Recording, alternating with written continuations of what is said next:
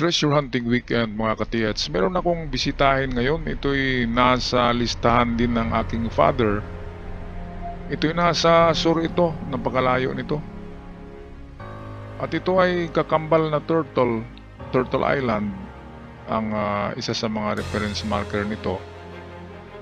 Kakambal na Turtle Island ng ating na-vlog noong isang linggo na Turtle Island din.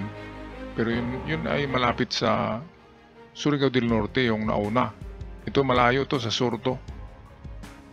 Kaya sa mga taga riyan, bisitahin nyo yung Turtle Island at hanapin nyo doon sa maliit na isla na nasa harapan ng ulo ng turtle. Ito naman ay iba ito. Merong dalawang nakatago dito. Ayon sa mga sketches ng aking father ay natabunan na daw ng simento yung isa. At ang isa ay nasa bandang kanan ng falls. So ito yung Turtle Island oh. Sa harapan niya ay merong maliit din na isla. Halos katulad siya ng Turtle Island natin nung nakaraang linggo na na-vlog na meron talagang na-recover. Marami ang nagsabi na meron. So pwedeng itong Turtle Island na ito ay meron din. Kasi dalawa lang to sa norte at sur ng Surigao. Dalawa lang ang ganyan na Turtle Island na hugis na halos magkapareho. So ito yung waterfalls. Akala ng mga treasure hunter ay nariyan sa ibabaw Wala dyan. Wala sa ibabaw nito. Ito'y marker lang siya.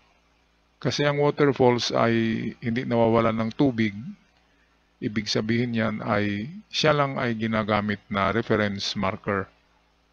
Maganda rin ang history ng lugar na ito, mga katiyats, dahil dito daw naliligo ang mga Hapon noong panahong giyera. Noong panahon ng giyera ay meron silang detachment dyan at dyan sila naliligo, umiinom. At lalo na malapit na sa beach, ay dyan din sila naliligo sa dagat. Okay, so ito, kumpara natin tong Turtle Island na ito sa Turtle Island natin noong nakaraang linggo na meron talagang nakuha dyan. Dyan sa may maliit na turtle na nasa harapan ng ulo ng malaking turtle. Diyan nakuha noon. Ng mga Amerikano ang nakakuha niyan. Ayan no. So pwedeng sa ganung paraan din makuha doon dito sa bagong Turtle Island natin to. Okay, pwedeng doon din sa may uluhan. Pero kailangan nyo ng kagamitan para makapag-detect ng eksaktong digging spot. Well, ito hindi ako makahalapit-lapit ng basta-basta kasi merong mga tao dito na nangunguha ng niyog.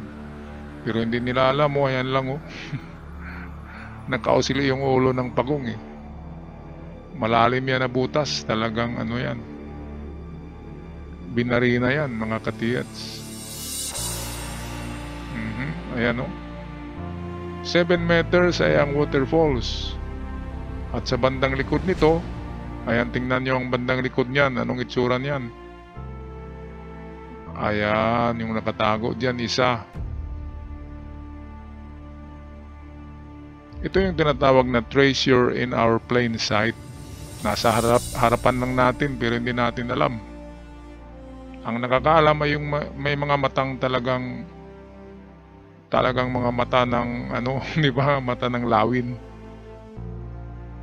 Iba kasi ang mata ng mga marami ng experience sa treasure kasi nakakakita ka talaga. Pero sa mga bago pa lamang nadadaanan palagi yan Hindi nila napapansin. So ito atin na bigyan ng ating ilustrasyon kung nasaan ang mga item dito. Ewan ko lang kung nakuha na to basta't yung sa semento daw sa highway ay hindi kasi natabunan.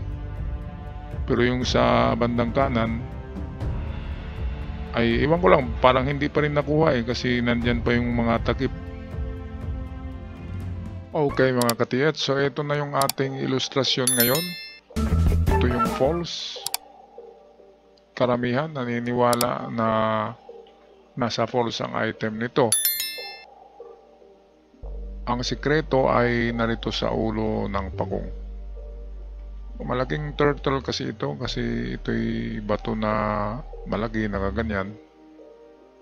Natabunan lang siya, pero siya ay ulo ng pagong. And then ito yung kanyang ilong, oh.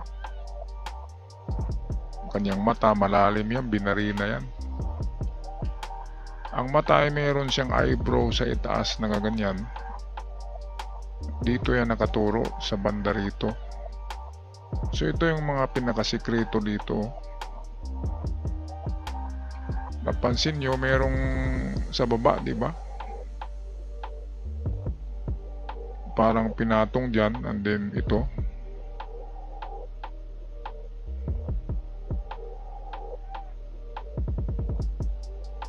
Ayan, so ito yung isa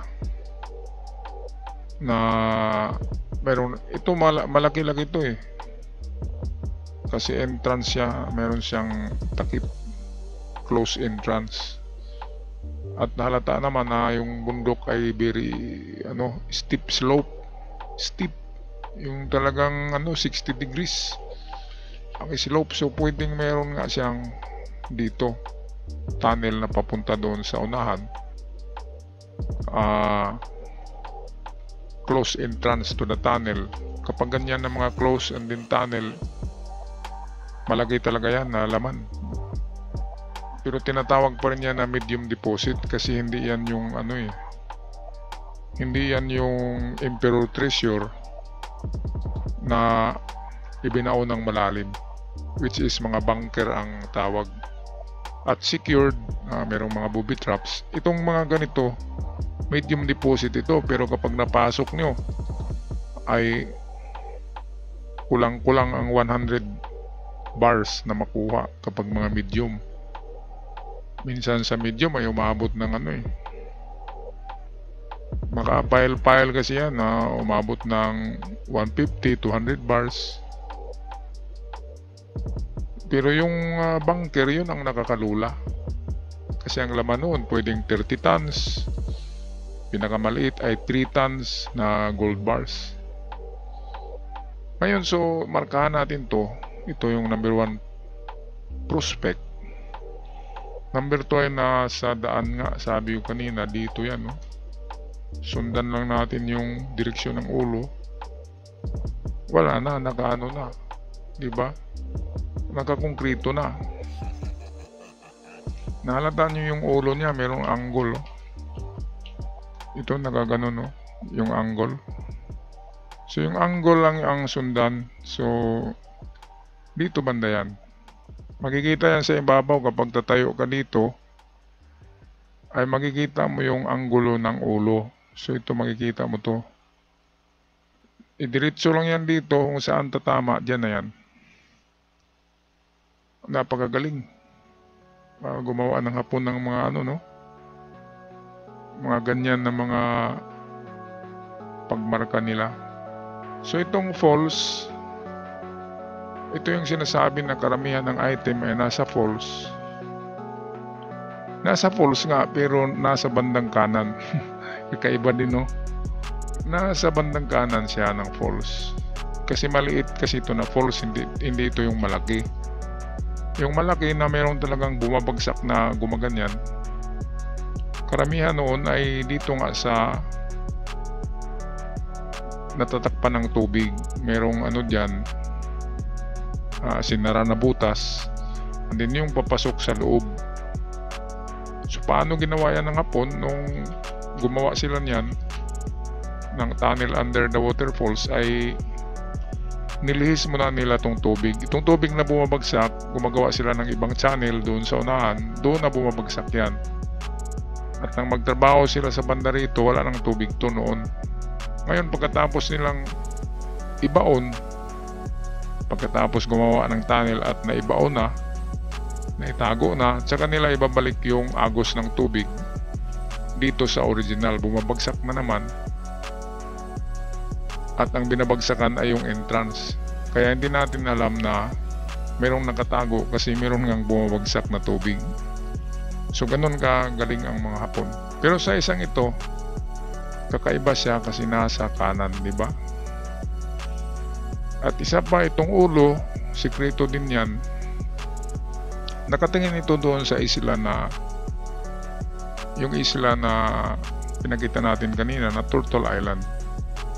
Kung atin bigyan ng analysis, ng analogy, itong ulo na ito ay turtle at ang hinahanap niya na partner ay turtle din.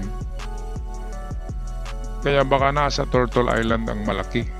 Diba itong dito medium lang to tsaka giveaway. Medium at giveaway lang ang narito. So baka nandun sa Turtle Island na nasa direksyon nga ng ulo na ito. Oh. Grabe ganda, mga ka-TH. Kaya yung mga taga dyan sa shore ay bisitahin nyo yung Turtle Island. Kung meron kayong kagamitan, nandun yata yung malaki. Pero yung alam ko ay dito lang eh. Pero hindi ito yung malalaki dito. Medium sa giveaway lang ang meron. So kung maghanap tayo ng malaki ay nandun sa Turtle Island. Okay, so kung meron kayong dyan, mga ka-TH, sa lugar na yan, meron kayong mga kilala, ay bisitahin nyo ito, Turtle Island. Pinakaunang prospect ay ito, katulad ito nung isang Turtle Island natin na meron talagang nakuha. Pangalawang prospect niyan sa pag-detect, ito kung meron kayong gamit na mga locator, ang ulo niya nasa ibabaw yan kapag ulo. Ngayon, meron ding minsan sa buntot. Ang buntot ay merong giveaway. So kung merong bato sa may buntot, nakakaibang hugis nandun sa bato ng buntot. So yan mga ka-TH ha. Pakibisita na lang yan. Baka hindi pa nakuha dyan. Pero karamihan ng mga Turtle Island ay talagang binibisita ng mga Amerikano eh. Kaya dyan natin nasabi na meron ngang swerte sa Turtle Shape Island or Turtle Sign. Katulad ng kanina, ulo ng turtle, dito yung nakatingin. Nakaharap yan dyan. So pwedeng may nakatagong sikreto ito. Pero wala yan sa ng father ko. Wala sa listahan ito na Turtle Island. Ito yung nakita ko lang na katulad nung isang Turtle Island na meron talagang nakuha. Pero itong sa may waterfalls na maliit, yung kanina, meron talaga dyan. Kaya lang problema ay makapal lang simento sa kalsada, di ba? Pag-asa nun ay yung sa bandang kanan na lang ng ulo ng turtle. Alright, so mga ka-TH, ako magpaalam na. Maraming salamat at sana ay swertihin kayo sa inyong mga pagti-treasure hunt. Yan na lang ang natirang pag-asa natin. Kung gusto nyo yumaman ng mabilis, ay ito ang paraan, mga kababayan, habang tayo may lakas pa. Diba? Pagtanda natin, hindi na natin kaya yan. Ang mga ganyan na paghukay. Okay, maraming salamat sa lahat. Huwag kalimutan mag-subscribe sa ating channel. I'll see you on my next treasure hunting weekend. Paalam!